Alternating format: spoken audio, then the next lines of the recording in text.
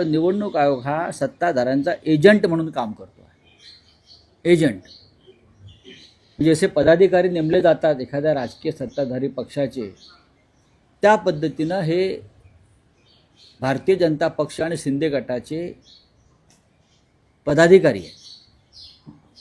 प्रत्येक ठिकाणी निवडणूक आयोगानं घोटाळा केला आहे, नियमभंग केला आहे, कायद्याचं उल्लंघन केलं आहे आणि सत्ताधारी पक्षाला मदत होईल अशा प्रकारचंच त्यांचं वर्तन होत आहे.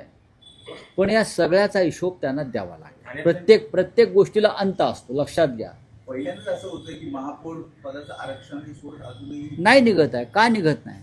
उत्तर आहे का निवडणूक आयोगाकडे? का अमित शहाचा फोन यायला पाहिजे त्यांना? का फडणवीसांनी जाऊन त्यांच्या कार्यालयात बसलं पाहिजे की या पद्धतीनं करा? सांगा ना. निवडणूक आयोग काय ताटाखालचा मांजर आहे यांच्या?